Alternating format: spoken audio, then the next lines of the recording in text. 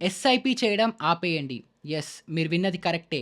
SIP systematic investment plan చేయడం వెంటనే ఆపేయండి. స్టాక్ మార్కెట్ వీడియోస్ చేసే నాలాంటి వాళ్ళవ్వచ్చు, లేదా ఓవరాల్‌గా ఫినాన్షియల్ ఎడ్యుకేషన్ పెంచుతూ ఫిన్‌ఫ్లుయెన్సర్స్ ఎవరైతే ఉన్నారో వీళ్ళందరూ చెప్పే మాటలన్నీ విని మనము స్టాక్ మార్కెట్స్‌లో మ్యూచువల్ ఫండ్స్ త్రూ అవ్వచ్చు, ఈటీఎఫ్స్ త్రూ అవ్వచ్చు, లేదా డైరెక్ట్ షేర్స్‌లో ఇన్వెస్ట్‌మెంట్ చేసైనా కూడా మనం మన లాంగ్ టర్మ్ వెల్త్ పెంచుకోవడానికి ఫ్యూచర్ కోసము మనం ఎస్ఐపీస్ అనేవి చేస్తున్నాము. అండ్ ఇందులో ఎలాంటి తప్పు లేదు.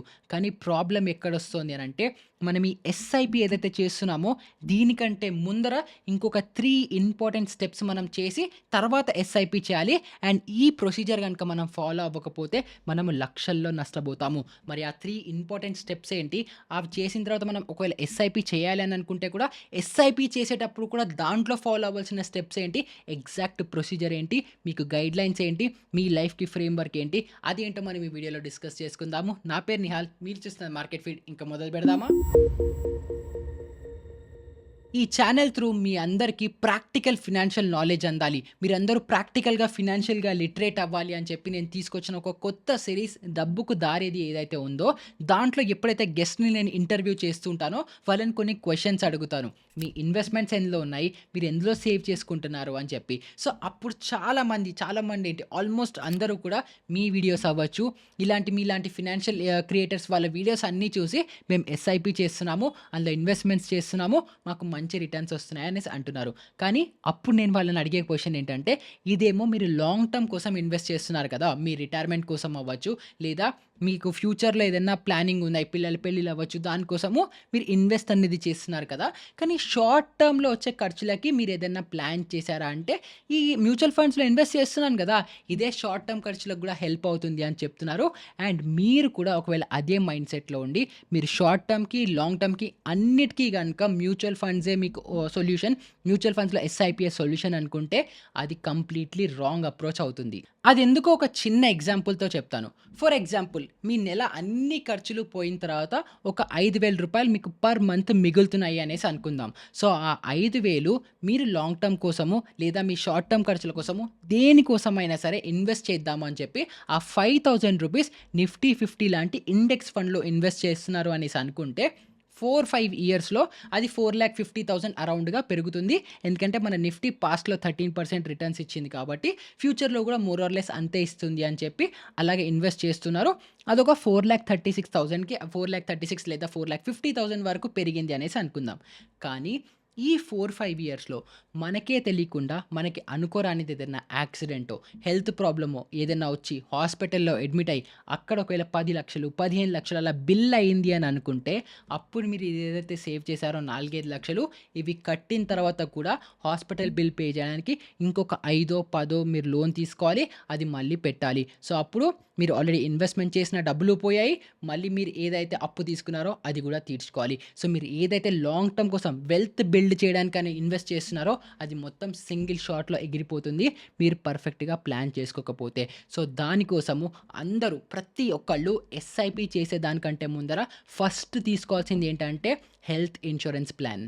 సో, ఇలా నేను చెప్పినప్పుడు మీరే నన్ను అడిగే క్వెషన్ ఏంటంటే, నాకు మిగిలేదే 5,000, ఇది నేను హెల్త్ ఇన్స్యూరెన్స్ ప్లాన్‌కి తీసుకుంటే నేను నా కార్పస్, నా వెల్త్‌ని ఎప్పుడు బిల్డ్ చేసుకుంటాను? మరి దానికి సొల్యూషన్ ఏంటి అని. సో, దానికి సొల్యూషన్ ఏంటంటే, మీకు 5,000 వస్తున్నప్పటికీ కూడా దాంట్లో 2,000 మీరు హెల్త్ ఇన్స్యూరెన్స్‌కి పే చేయండి.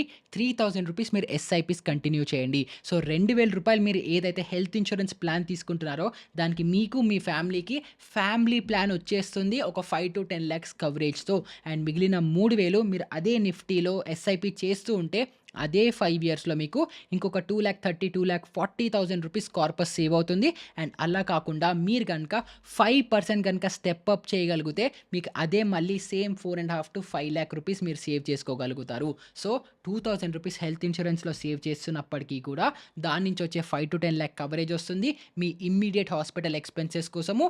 అండ్ మీరు ఇన్వెస్ట్ చేసే 3,000 రూపీస్ మీకు మళ్ళీ పెరిగి ఇంకొక 2,50,000, అదే స్టెప్ అప్ చేస్తే ఇంకొక 4,50,000 వరకు పెరుగుతుంది. ఓవరాల్‌గా మీరు డైరెక్ట్‌గా స్టెప్ అప్, మీరు నార్మల్‌గా ఎస్ఐపి చేసే దానికంటే కూడా ఎక్కువ రిటర్న్స్ అనేవి మీకు వస్తుంది. లేదా ఎక్కువ ప్రాఫిటబుల్‌గా మీరనేది ఉండగలుగుతారు. సో, ఇదేమో హెల్త్ ఇన్స్యూరెన్స్.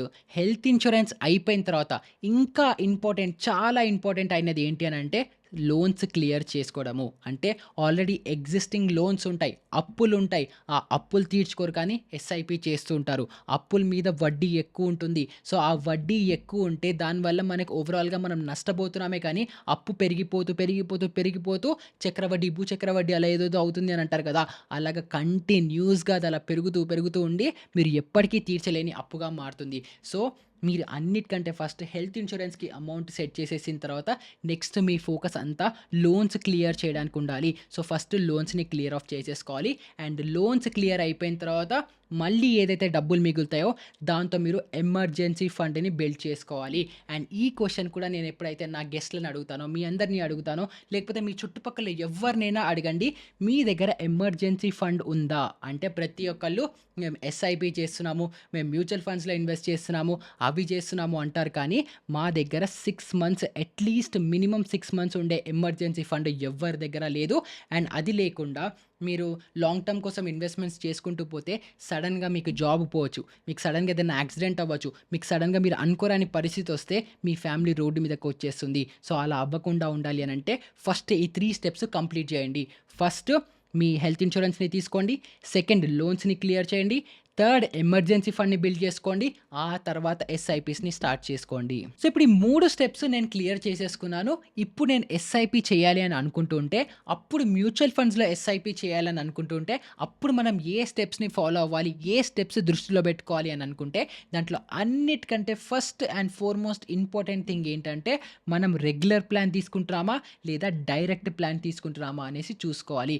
ఎందుకంటే ఇప్పుడు మీరు మీ బ్యాంక్ నుంచి అవ్వచ్చు, మీ బ్రోకర్ నుంచి అవ్వచ్చు, మీకు ఒక కాల్ రావచ్చు. మీ దగ్గర ఫండ్స్ ఉన్నాయి కదా సార్, మీరు ఒక మంచి మ్యూచువల్ ఫండ్ పోర్ట్‌ఫోలియోలో ఇన్వెస్ట్ చేయండి.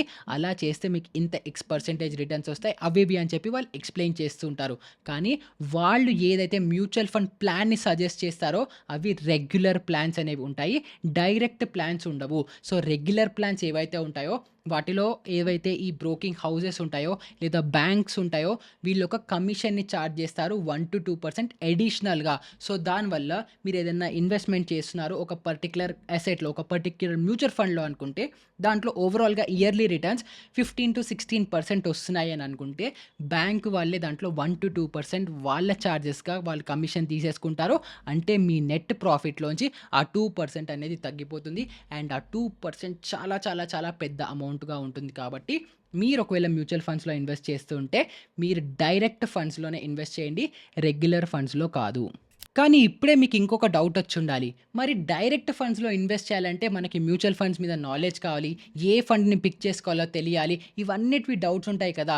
దానికోసమే నేను ఇన్ని వీడియోస్‌ని క్రియేట్ చేశాను. సో, ఈ వీడియోస్ అన్నీ చూసుకుంటూ మీకు మీరే అనలైజ్ చేసుకొని మంచి మ్యూచువల్ ఫండ్‌ని పిక్ చేసుకొని డైరెక్ట్ మ్యూచువల్ ఫండ్స్‌లో సేవ్ చేసుకుంటే మీకు ఆ మ్యూచువల్ ఫండ్ ఇచ్చే కంప్లీట్ రిటర్న్స్ కూడా మీ వరకు అనేది వస్తాయి. కానీ అలా కాకుండా మీరు ఇంకా ఏజ్డ్ ఉన్నారు, లేకపోతే మీకు ఇంకా ఇంత నాలెడ్జ్ లేదు, మీకు టైం లేదు అవి ఇవి అని అనుకుంటే అప్పుడు డెఫినెట్‌గా స్టిల్ మీరు రెగ్యులర్ ప్లాన్స్‌లో కంటిన్యూ అనేది అవ్వచ్చు. తర్వాత ఓకే నిహాల్, నువ్వు చెప్పిన వీడియోస్ అన్నీ మేము చూసాము. ఇప్పుడు మా అంతట మాకు ఒక మ్యూచువల్ ఫండ్‌ని అనలైజ్ చేసుకొని ఏ మ్యూచువల్ ఫండ్‌లో ఇన్వెస్ట్ చేయాలి అని నాలెడ్జ్ వచ్చింది కాబట్టి మేము ఒక డైరెక్ట్ మ్యూచువల్ ఫండ్‌లో ఇన్వెస్ట్ చేస్తాము అని మీరు డిసైడ్ అయినప్పటికీ కూడా ఒక డైరెక్ట్ మ్యూచువల్ ఫండ్‌లో కూడా అగైన్ 2 కేటగిరీస్ ఉంటాయి. ఒకటేమో ఐడీసీడబ్ల్యూ అని, ఇంకొకటేమో గ్రోత్ ఫండ్ అని చెప్పి. సో, అందులో కూడా మనము గ్రోత్ ఫండ్‌ని చూజ్ చేసుకోవాలి. సో, ఈ ఐడీసీడబ్ల్యూ అంటే ఏంటి? Income distributed come capital withdrawal scheme. నార్మల్‌గా ఇంకోటేమో గ్రోత్ స్కీమ్ అని ఉంటుంది. ఈ రెండిటికి ఉండే మేజర్ డిఫరెన్సెస్ ఏంటి అని మనం చూసుకుంటే, ఒక గ్రోత్ స్కీమ్ ఏదైతే ఉందో అందులో మనం ఒక మ్యూచువల్ ఫండ్‌ని పిక్ చేసుకున్నాము. ఆ మ్యూచువల్ ఫండ్ లోపల ఉండే స్టాక్స్ ఏవైతే ఉంటాయో అవి మంచిగా ర్యాలీ ఇచ్చినప్పుడు, దాని రిటర్న్స్ వచ్చినప్పుడు మనకి మ్యూచువల్ ఫండ్ యొక్క ఎన్ఏవి వాల్యూ అనేది పెరుగుతూనే ఉంటుంది. అండ్ దాని నుంచి వచ్చే డివిడెండ్స్ అవ్వచ్చు, ఇంట్రెస్ట్ అవ్వచ్చు, అవన్నీ కూడా మన ఎన్ఏవిలో యాడ్ అవుతూ ఉంటాయి. కానీ అదే మనం ఐడీసీడబ్ల్యూ ఫండ్‌ని గనుక చూజ్ చేసుకుంటే క్యాపిటల్ అప్రిసియేషన్ ఏదైతే ఉంటుందో అది అవ్వకుండా ఎన్ఏవి వాల్యూ ఏదైతే పెరుగుతూ ఉంటుందో అది కాన్స్టెంట్‌గా అంతే ఉంచి దాని మీద వచ్చే కంప్లీట్‌గా అడిషనల్ రిటర్న్స్ అన్నీ కూడా మనకి అకౌంట్‌లో రెగ్యులర్ పే ఔట్ లాగా ఇస్తూ ఉంటారు. మనకొక రెగ్యులర్ ఇన్‌కమ్ లాగా. సో, మనకి రెగ్యులర్ ఇన్‌కమ్ వస్తూ ఉంటుంది. సో, ఐడీసీడబ్ల్యూ ఫండ్స్ మంచివి అని మీకు ఎవరైనా చెప్తే మీరు నమ్మకండి. మీకు బెస్ట్ ఆప్షన్ ఏముంటుంది అనంటే ఆల్వేస్ గ్రోత్ ఫండ్‌ని చూజ్ చేసుకొని తర్వాత గ్రోత్ ఫండ్‌ని మీకు రెగ్యులర్ ఇన్‌కమ్ కోసం కావాలి అనుకుంటే సిస్టమాటిక్ విత్‌డ్రా విత్‌డ్రాయల్ ప్లాన్‌లో పెట్టుకొని అలా మీరు తీసుకోవడం ఎప్పుడు కూడా బెటర్ ఆప్షన్ అనేది ఉంటుంది. ఎందుకు అంటే ఈ ఐడీసీడబ్ల్యూ ఫండ్స్ ఏవైతే ఉంటాయో దీంట్లో మీకు ఎవ్రీ మంత్ ఎంత పే అవుట్ కావాలి, మీకు మంత్లీ కావాలా, ఇయర్లీ కావాలా, క్వార్టర్లీ కావాలా అని మీరు డిసైడ్ చేసుకోలేరు. ఏదైతే ఫండ్ హౌస్ ఉందో వాళ్ళు డిసైడ్ చేసుకొని వాళ్ళ క్వార్టర్లీ సెటిల్మెంట్స్‌లోనో దేంట్లోనో వాళ్ళు డిసైడ్ చేస్తారు. అమౌంట్ అవ్వచ్చు అండ్ ఫండ్స్ అవ్వచ్చు అండ్ పే అవుట్స్ అవ్వచ్చు వాళ్ళు డిసైడ్ చేసి మీకు పంపిస్తూ ఉంటారు. కానీ అలా కాకుండా మీరు ఒక ఎస్‌డబ్ల్యూపీ ప్లాన్ తీసుకుంటే మీకు ఎంత ఇన్‌కమ్ కావాలి, మీకు ఏ టైంకి కావాలి, ఎలా కావాలి అన్నీ మీరే చూజ్ చేసుకొని చేసుకోవచ్చు. కాబట్టి మీరు ఒక రెగ్యులర్ ఇన్‌కమ్ కోసమే ఐడీసీడబ్ల్యూ ఫండ్‌ని చూజ్ చేసుకుంటున్నారనుకుంటే ప్లీజ్ అది చేయకండి. సింపుల్‌గా ఎస్‌డబ్ల్యూ ప్లాన్ తీసుకోండి గ్రోత్ ఫండ్‌లో ఇన్వెస్ట్ చేసిన తర్వాత. తర్వాత మ్యూచువల్ ఫండ్స్‌లోనే ఇన్వెస్ట్‌మెంట్ చేసేటప్పుడు అందరూ చేసే ఇంకొక బిగ్గెస్ట్ మిస్టేక్ ఏంటంటే 4, 5 లార్జ్ క్యాప్ ఫండ్స్‌లో ఇన్వెస్ట్ చేస్తారు. 4, 5 స్మాల్ క్యాప్ ఫండ్స్‌లో ఇన్వెస్ట్ చేస్తారు. 4, 5 మిడ్ క్యాప్ ఫండ్స్‌లో ఇన్వెస్ట్ చేస్తారు. అన్ని ఫండ్స్ ఒకటే క్లాస్ మీద ఒకటే దాంట్లో ఉన్నప్పుడు మీరు ఇలా మల్టిపుల్ ప్లేసెస్‌లో ఇన్వెస్ట్ చేయడంలో పాయింట్‌లెస్. మీరు స్కేటర్ అయిపోయి ఉంటారు. మీరు సేమ్ ఫండ్‌లోనే మళ్ళీ ఇన్వెస్ట్ చేస్తున్నారు. సో, అలా కాకుండా మీరు మల్టీ అసెట్ క్లాస్‌లో లేదా ఫ్లెక్సీ క్యాప్ ఫండ్సో, మల్టీ అసెట్ ఫండ్స్‌లోనో ఎందులోనైనా ఇన్వెస్ట్ చేయాలి. అండ్ మోస్ట్‌లీ నెగెటివ్ కోరిలేషన్ ఉండేలాంటి ఫండ్స్‌లో ఇన్వెస్ట్ చేయాలి. అంటే ఒక దాంట్లో కంప్లీట్‌గా ఈక్విటీ ఇన్వెస్ట్‌మెంట్స్ ఉంటే కొంత గోల్డ్‌లో, కొంత డెట్‌లో అలా మీరు డైవర్సిఫై చేసుకొని ఇన్వెస్ట్‌మెంట్ అనేది చేసుకోవాలి. అలా కాకుండా కంప్లీట్‌గా మొత్తం ఈక్విటీలో కూడా మొత్తం నేను స్మాల్ క్యాప్‌లోనే పెడతాను. స్మాల్ క్యాప్‌లో కూడా మైక్రో క్యాప్‌లోనే పెడతాను. సో, ఇలాంటి పనులు అస్సలు చేయకండి. మన క్యాపిటల్ అలొకేషన్ ఏంటి? దేంట్లో ఎంత ఇన్వెస్ట్‌మెంట్ చేయాలని చెప్పి ప్రాపర్‌గా అనలైజ్ చేసుకొని మీ రిస్క్‌ని బట్టి షార్ట్ టర్మా, లాంగ్ టర్మా, రిటైర్మెంట్ కోసమా, పిల్లల పెళ్లి కోసమా, దేనికోసం మనం ఇన్వెస్ట్ చేస్తున్నాము అని చెప్పి క్లారిటీ ఉండి, ఆ క్లారిటీతో గనుక మనం ఇన్వెస్ట్ చేసుకుంటే మనకి మంచి రిజల్ట్స్ అనేవి ఉంటాయి. అండ్ ఇవన్నిటి మీద ఇవ్వవచ్చు. మ్యూచువల్ ఫండ్స్‌లో ఎన్ఏవి వాల్యూ అవ్వచ్చు. అసలు మ్యూచువల్ ఫండ్స్ ఎలా వర్క్ అవుతాయి, ఇలా అన్నిటి మీద నేను ఆల్రెడీ డెడికేటెడ్ వీడియోస్ అన్నీ మన ఛానల్‌లో చేశాను. అవి ఐకార్డ్‌లో కింద డిస్క్రిప్షన్‌లో ప్లేలిస్ట్ ఇస్తాను. సో, ఆ వీడియోస్ కూడా చూసారనుకుంటే ఇంకా మ్యూచువల్ ఫండ్స్‌లో ఎస్ఐపి అవ్వచ్చు ఇన్వెస్ట్‌మెంట్ చేసేటప్పుడు ఎవ్వరు తప్పు చేయరు. అండ్ మీకు మీ ఫ్యామిలీకి మీరు ఒక మంచి వెల్త్ క్రియేట్ చేయడానికి హెల్ప్ చేయగలుగుతారు. సో, ఈ వీడియో త్రూ ఎవరైతే యంగ్‌స్టర్స్ ఉన్నారో లేదా ఇప్పుడిప్పుడే ఎవరైతే సాలరీ తీసుకుంటున్నారో వీళ్ళు ఎస్ఐపి చేసే దానికంటే కూడా చాలా ఇంపార్టెంట్ అయిన మనకి హెల్త్ ఇన్స్యూరెన్స్ ఎందుకు ఇంపార్టెంట్, ఎమర్జెన్సీ ఫండ్ ఎందుకు ఇంపార్టెంట్, అండ్ అగైన్ లోన్స్ ఏదైనా ఉంటే అది క్లియర్ ఆఫ్ చేసుకున్న తర్వాత ఎస్ఐపి చేయడం ఎందుకు ఇంపార్టెంట్ అని చెప్పి క్లియర్‌గా అర్థమైందని అనుకుంటున్నాను. సో, ఈ వీడియోని మీ ఫ్రెండ్స్, ఫ్యామిలీస్, కొలీగ్స్ అందరితోనూ షేర్ చేయండి. ఎందుకంటే నేను మాట్లాడే 10 మందిలో 9 మంది ఇదే తప్పు చేస్తున్నారు. అంటే ఇండియా మొత్తం మాక్సిమం ఇదే ఫాలో అవుతున్నారు. సో, ఇది కరెక్ట్ చేయడం మన బాధ్యత, నా బాధ్యత, మీ అందరి బాధ్యత. కాబట్టి ప్రతి ఒక్కళ్ళతో ఈ వీడియోని షేర్ చేయండి. అండ్ అన్ని వాట్సాప్ గ్రూప్స్‌లో కూడా షేర్ చేయండి. ఎందుకంటే ప్రతి ఒక్కళ్ళకి ఇది హెల్ప్ అవుతుంది. ప్రతి ఒక్కళ్ళు ఫినాన్షియల్‌గా సేఫ్‌గా ఉండాలి. ప్రతి ఒక్కళ్ళు ప్రాక్టికల్ ఫినాన్షియల్ కాంటెంట్ నేర్చుకోవాలి. కాబట్టి ఈ వీడియోని అందరి వరకు ప్రతి ఒక్కళ్ళకి రీచ్ అవుట్ అయ్యే వరకు నాకు హెల్ప్ అనేది చేయండి. సో, ఇలాంటిదే ఇంకొక మంచి ఇంట్రెస్టింగ్ వీడియోతో మళ్ళీ మీ ముందరికి వచ్చేసాను. అప్పటి వరకు గుడ్ బై.